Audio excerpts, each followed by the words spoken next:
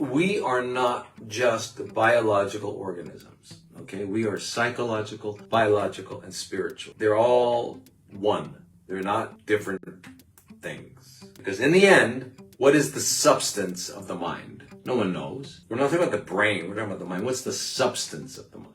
When you figure it out, let me know.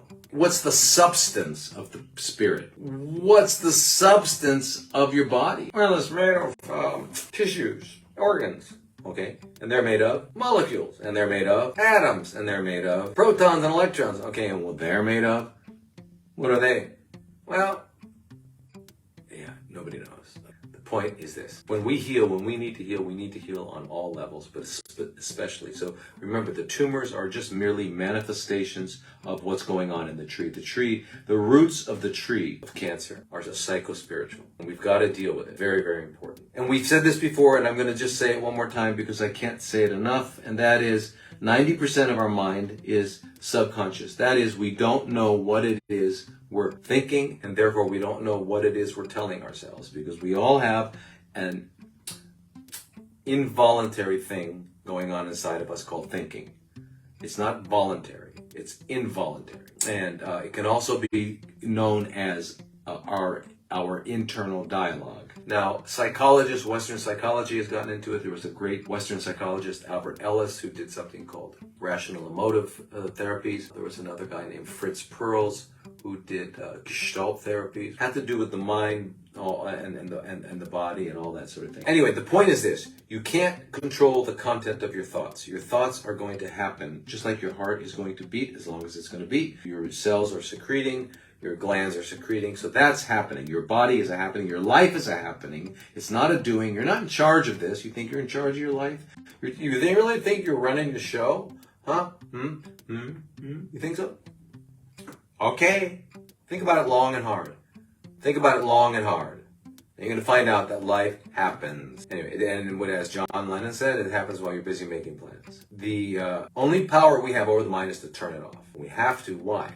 Because, as I said before, the immune system is the shadow of the mind. And if you get regretful, mournful, angry, sad, fearful, any of that stuff, your immune system will go down, will be depressed, and that will not have good consequences on a physical level. So you need to learn to turn the mind off. And when you turn the mind off, you're going to find that you're in a place called the eternal now. Because the mind is everywhere but now. So the mind is in a place that's illusion. I won't go into that in detail right now, but it's a place of illusion. And so when your mind is turned off and you're here now in the present, you're in the presence of God.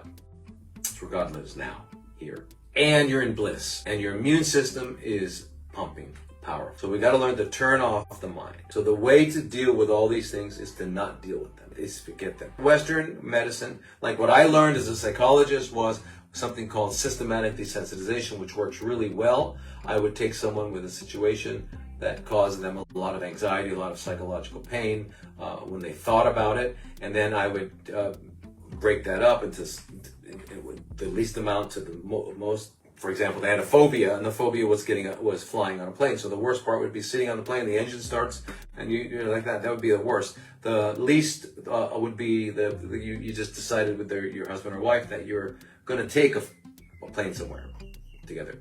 So that's the least. And then the next one is going and calling up and making reservations. What are we talking about when we're talking about emotions, everybody? Emotions are the physiological correlates to thoughts.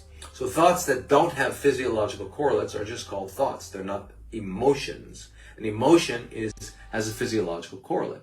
So most people, except for perhaps PhDs in mathematics, have no emotional relationship to mathematics. And so when they think about a math thought, it doesn't cause emotion. Unless you're saying, oh no, I just spent. And that's a math thought that might cause emotion. But I mean, in general, an equation shouldn't cause emotion. So there are thoughts that don't cause emotion. If the thought is associated with cortisol and adrenaline and all that sort of thing, then it's called an emotion. So if you can break that connection, you've broken its physiological effect.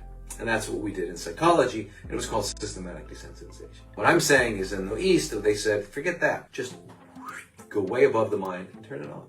Transcend the mind. Don't fix it. You can't fix it. It is a broken thing. It's a good tool.